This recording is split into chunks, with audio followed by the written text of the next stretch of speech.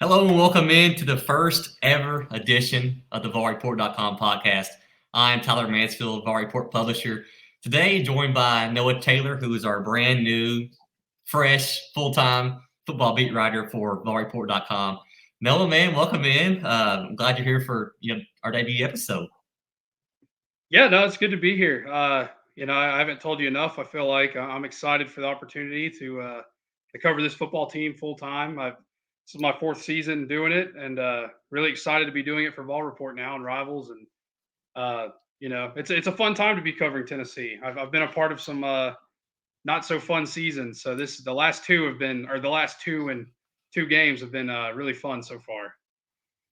That's a really good point too. And I think I joined at a good time because you look back to the Pruitt era, things went from good to bad, and then just over the years they haven't been where they should be. And I think now with Heupel, I think people know they're in the right direction. They're trending in the right direction, and now we see where they are. And speaking of that, I mean, last week a Pittsburgh game, which to me may have been Heupel's biggest win since taking over the job at Tennessee. I mean, you go on the road, play a number 17 ranked team. Obviously, we'll get into this too, how they didn't play the best by any means, but it's a big win. It's a ranked road win, a top 25 versus top 25 matchup, and I mean you get the win. And now they're up to 15th in the poll. Going to be 3-0 after Saturday. I'm almost certain of that. But looking back to that Pitt game, I guess we can start there. As I mentioned, self-inflicted wounds. They had many of those muff punt, block punt, drop passes, hookers. Uncharacteristic rough start. Obviously, you were there. I were there. You were still with the paper then, and I was doing this job already. But I guess I'll start with you. What are your overall thoughts from that game? How do you see it starting? Are you shocked with how it went? And obviously, end result, are you surprised with they were able to win that game after committing so many wounds there? Yeah, I would say I was definitely surprised by the start. I thought I had picked Tennessee to win that game coming in. In fact, I gave them the edge in pretty much everywhere in that game, except for the defense, obviously. But I was surprised that they got down 10-0 and just were kind of on the ropes so early in that game. But what a job there! Trayvon Flowers' interception kind of turned the thing around for them. I'd say that was the biggest takeaway, and we've talked about it all week. We have articles about it on the site right now about just the way that defense played. And I last year and Josh Heupel's first season, I can't tell you how many times people were saying, if this defense was just halfway decent, to with the way the offense was playing last year, Tennessee's probably a 9-win team last year. Right. So that was kind of the big thing. They should have got a little more depth.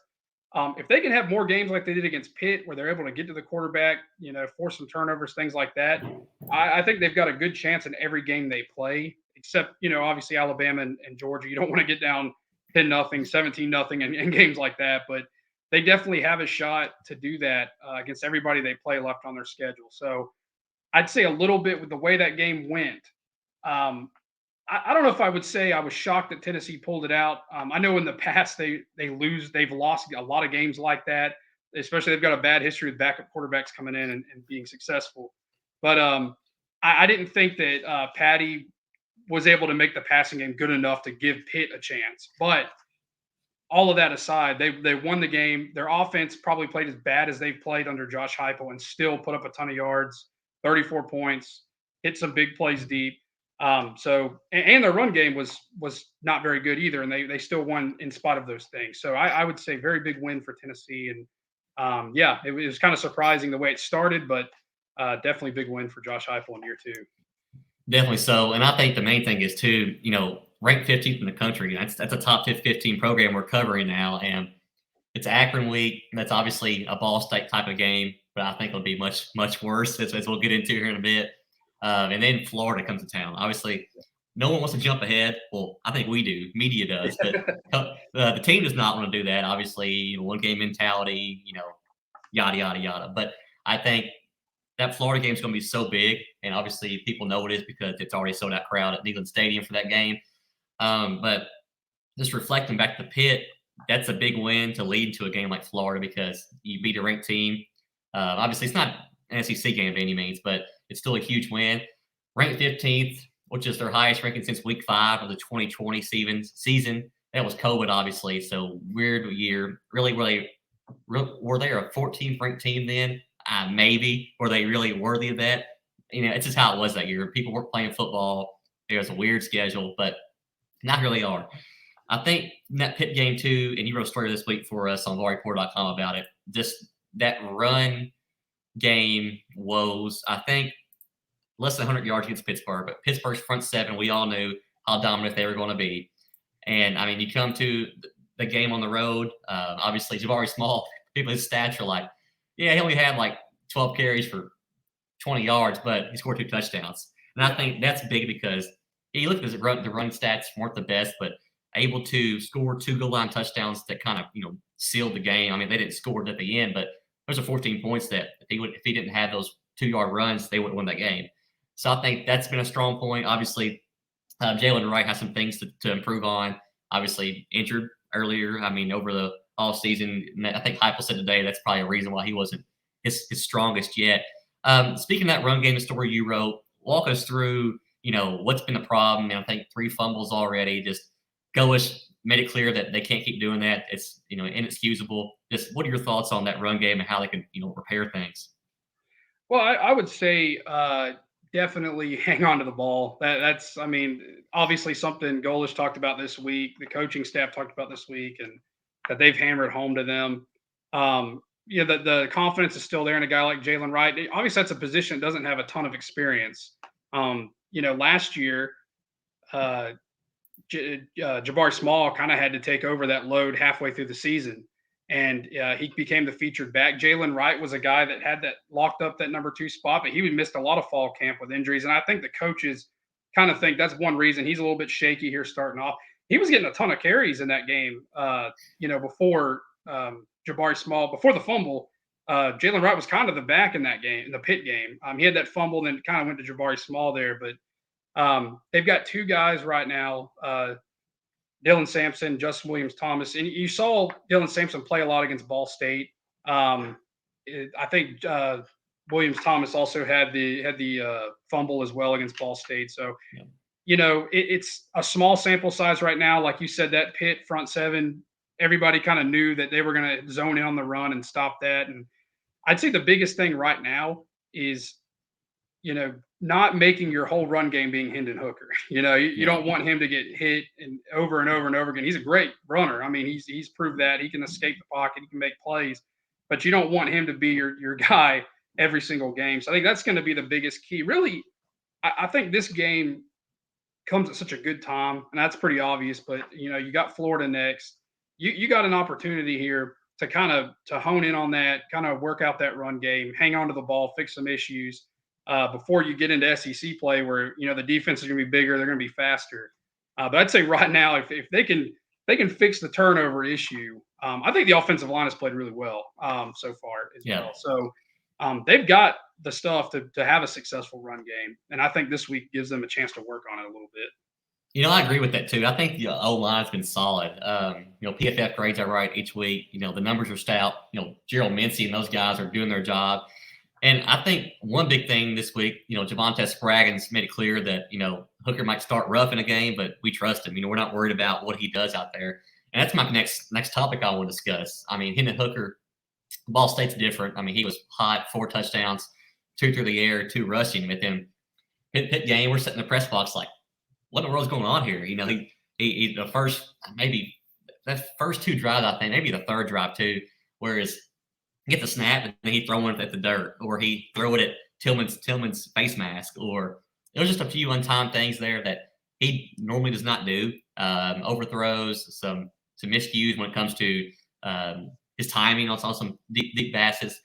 But I think he settled in and he still threw for over 300 yards and a couple scores. And the one to seal the game was to Tillman, there in the overtime, 28 yards. That was overtime, 34-27. I guess Hooker's play, we know the kind of player he is now. Obviously, you can't be perfect, but is that just, you think that was those mistakes were just because Pitt's front seven was getting to him quick? Or do you think that was just maybe the big road game, just different environment? I mean, it's got to be something that led to that because, he settled in after the first few drives. Yeah, I'd say it was a little bit of both. I think obviously Pitt's defense created disruption, got to him a lot there. He wasn't able to escape. Probably threw off his timing with passing as well. I'd say that was probably the biggest key. But like you said, I mean, for him to come out and play like that, and the way that this team has confidence in him, I think Jalen Hyatt this week talked about it as well. That there's no doubt in their mind that the guy's going to recover and get back to where he was, and he did that against Pitt. I mean, it was a little weird in the press box watching a few of those overthrows. They're very uncharacteristic because since he's been in, since he came into the Pitt game last year, I know he didn't start that game, but he came in the second half. I cannot think of a bad game that Hendon Hooker has had for Tennessee. Obviously they had the loss to Georgia last year, but even in losses, he's looked pretty well. And of course, that Georgia defense was probably one of the best of all time. So that's not too much of an indictment on his part, but I mean, it was weird seeing him make those errors like that. A guy that's so experienced, has been in this game a long time, has been in the system now 2 years. But the fact that he recovered has got to bode well for Tennessee because a lot of defenses in the SEC, and you'll probably start seeing this next week.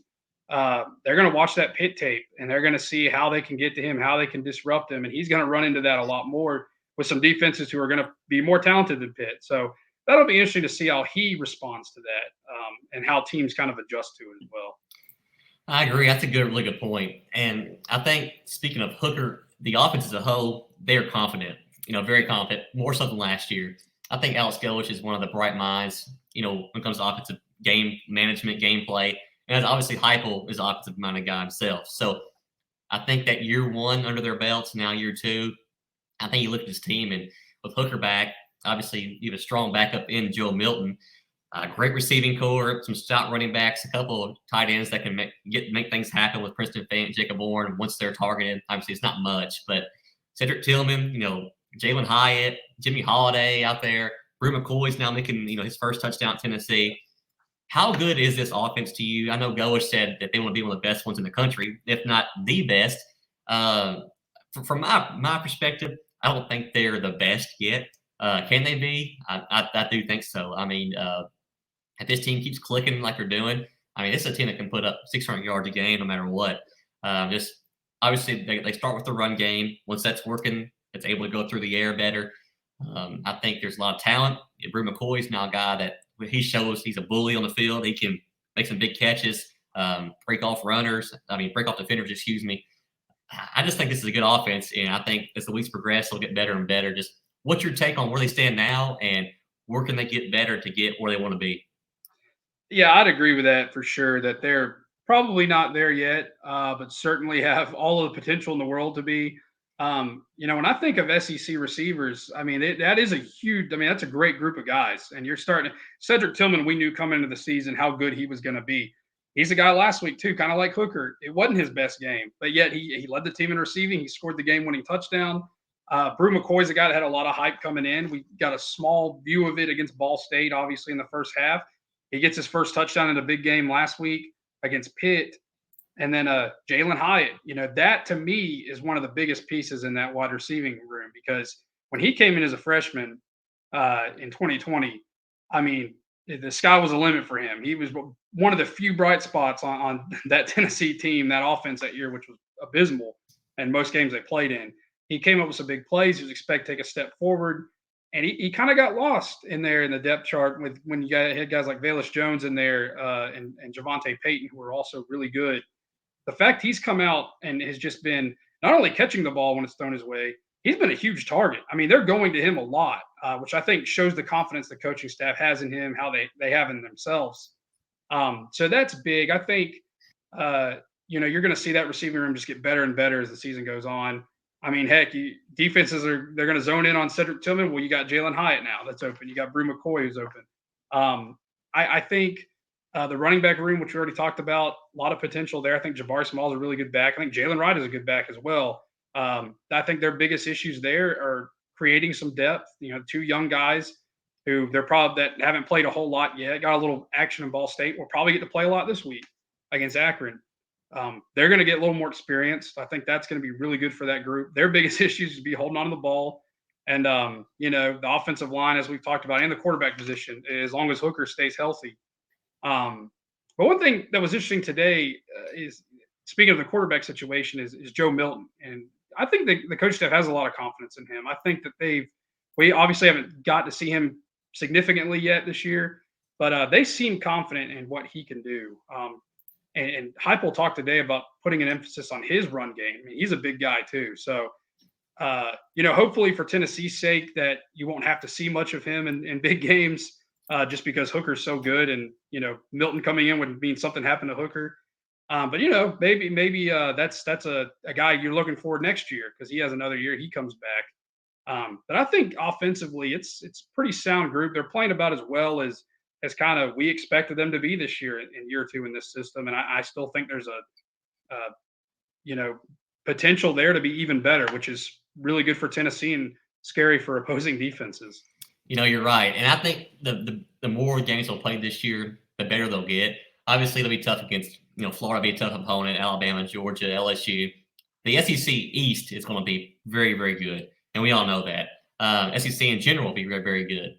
But can you imagine this team beat Akron as 3-0, move over to Florida, win at home 4-0, probably ranked 12 at the worst, 13 maybe. They make number 11. And then I think LSU is a team that people were curious about. They didn't play well the first game of the season. They're a work in progress. Obviously, Brian Kelly's trying to get his people in the row there. This could be a 5-0 team if they beat Florida in a couple of weeks. I mean, they have the chance. I said 8 wins, 9 coming into the season. And they could get 10. It just all depends on how they perform in the clutch moments, the big games, clean up a few things. The Pitt game's in the books. I mean, it's a big win for them. We were there for it. It's one that, and for my first game to be there in person was awesome to see and cover. Obviously number 24 at 17, and now Pitt's dropped, and now Tennessee's taking their spot pretty much. They're at 15, even higher. Now this is the time to preview Akron. It's a game where it's hard to preview. It's hard to prepare for. And that's no shot at anybody. It's just when it's SEC versus MAC, you know what's going to happen unless you have a monumental upset, which I don't see that happening in this game. Ball State game was 59-10. Tennessee blew them out, started hot, big halftime lead. Akron is not as good as Ball State, and that's just making it clear. The Vols Open is a 50-point favorite. 50, not 46.5, 50 on the line. It's now dropped to 47.5, and ESPN gives Tennessee a 99.2% chance to win. I haven't seen one that high in, I don't think ever. Yeah. I mean, especially when Tennessee's involved. You're right. And I think the Akron game, people are like, well, they played Akron. Akron's like, well, we're playing a team that played Pitt last week. This is a game where obviously our hands are full. And for poor Akron, I mean, playing Michigan State last week, 52-0. And now having to go to Tennessee. That's 2 games on the road in tough environments. Spartan Stadium, I covered a game there last season, and it blew me away. And then now this year at Neyland, I just can't imagine being in Akron. I mean, it's cool to see those experiences, but man, it's tough opponents. So Akron 1-1 beat St. Francis, Pennsylvania, close game in their season opener. Last week, Michigan State 52-0. Bad news for Akron. Their starting quarterback, DJ Irons, suffered a leg injury in that game. So not only are they in a tough spot, but they have a new quarterback. His name is Jeff Undercluffer Jr.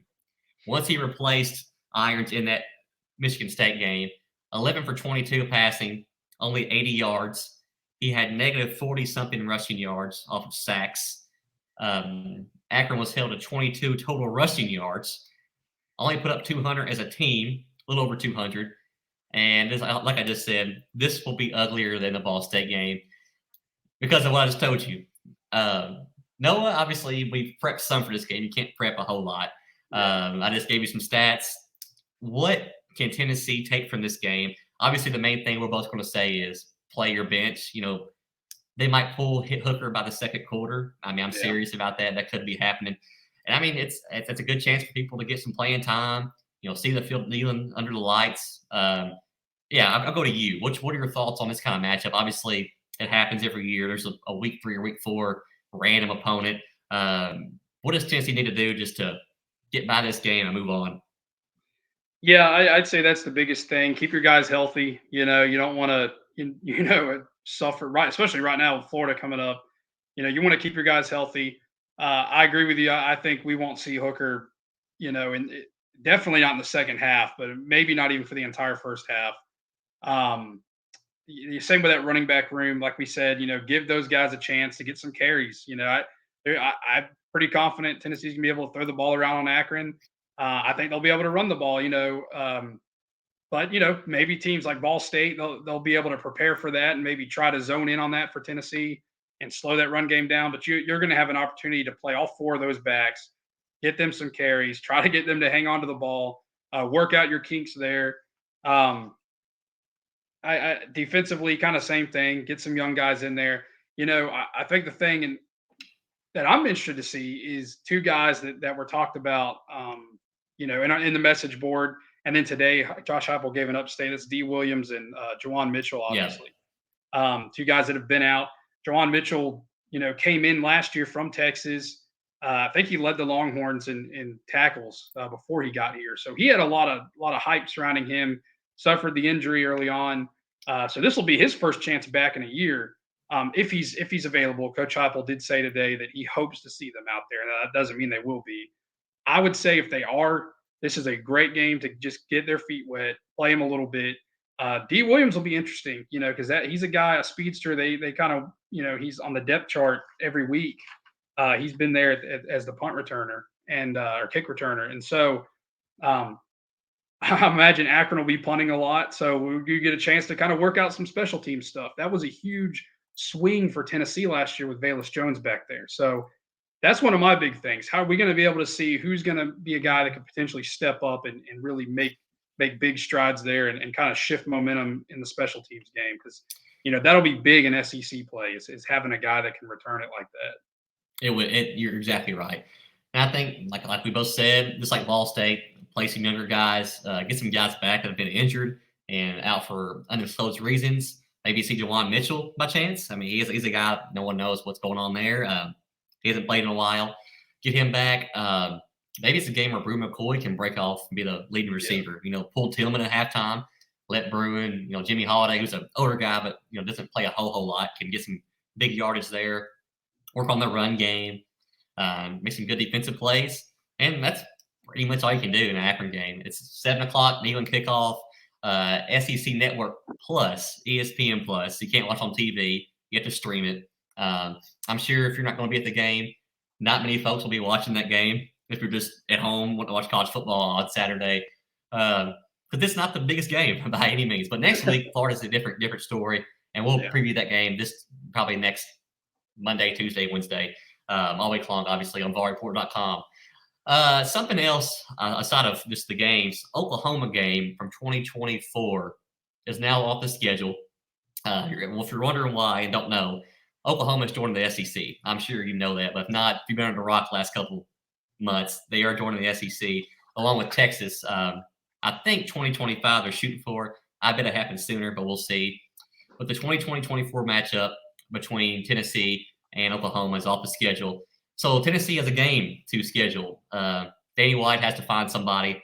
Noah Taylor put a story out on VarReport.com yesterday, something fun. He said 4 teams that Tennessee should look into playing. These are all perennials. This is all good matchups.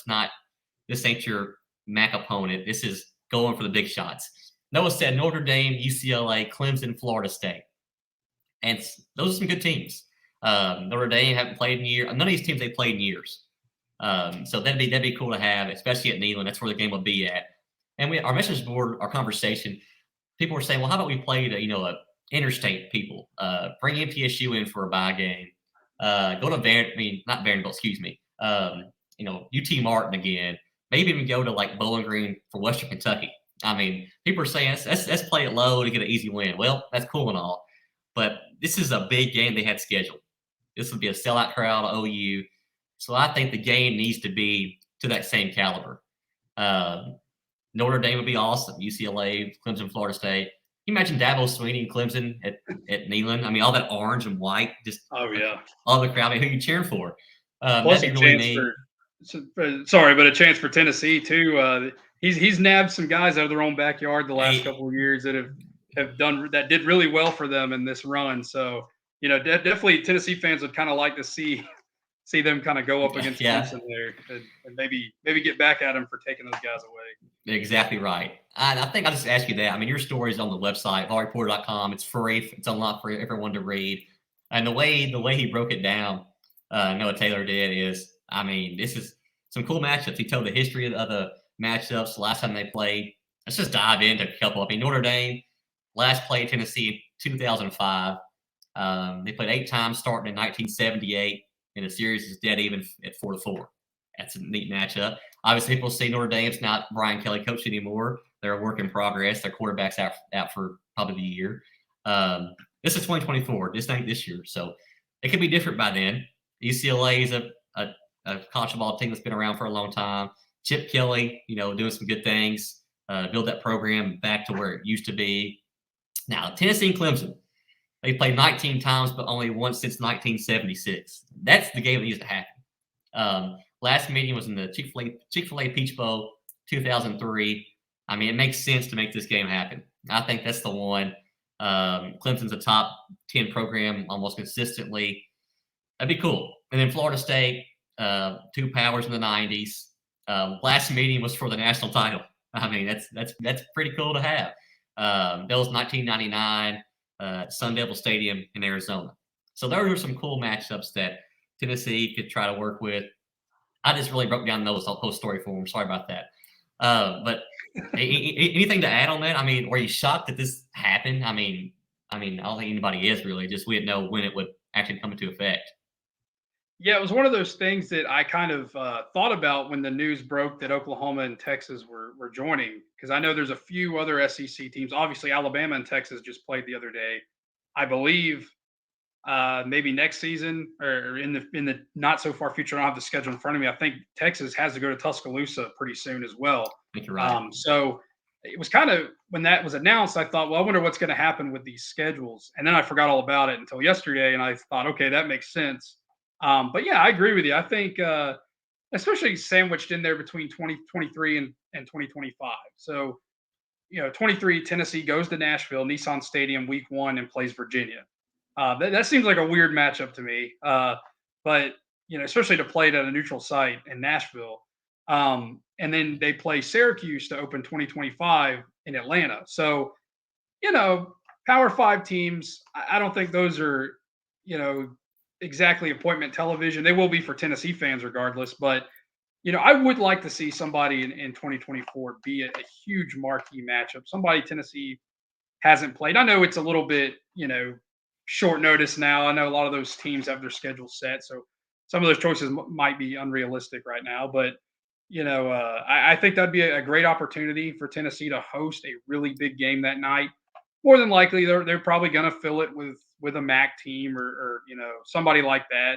Another Ball State or Bowling Green or something. But if it was up to me, which I'm not paid to make these decisions, thankfully, I'm sure Tennessee is really glad about that. But if it's up to me, I would definitely put some huge matchup in there that could definitely just sell out the stadium. I mean, you bring a team like Clemson, I think a regional type game would be really cool, like a Virginia Tech again, a North Carolina.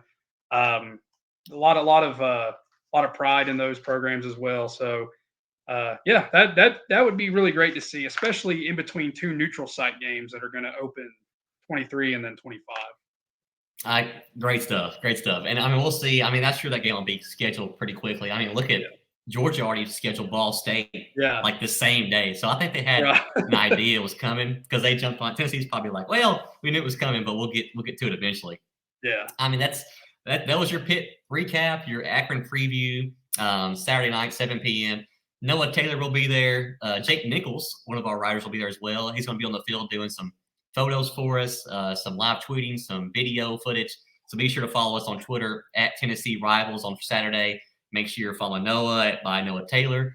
He'll have game updates on our Twitter account, on his own Twitter account, message board, game thread. He'll have instant game story, takeaways, probably another story, maybe more than that. We'll see what happens on Saturday night. I think Jake and Noah are going to do a post-game video at some point somewhere, so be sure to have that. This is the game where, I'm not going to be in Neyland. I thought about going all week long, and I'm like, well, I've got 2 of my riders there that, I'm paying to be there. They're going to win by 50. But other than that, I'll be at every other game this season. We'll see how my guys do this week. But make sure you're checking us out.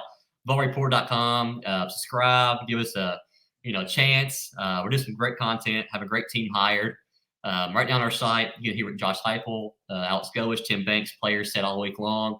You can read my matchup preview, breaking down position by position for Tennessee Akron.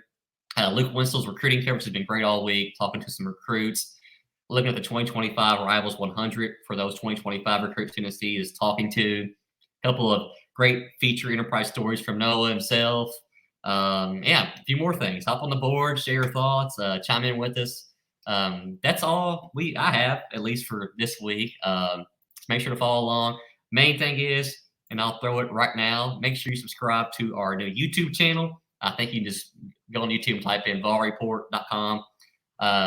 Grow us there. This video will be on there, so you're probably watching via YouTube right now.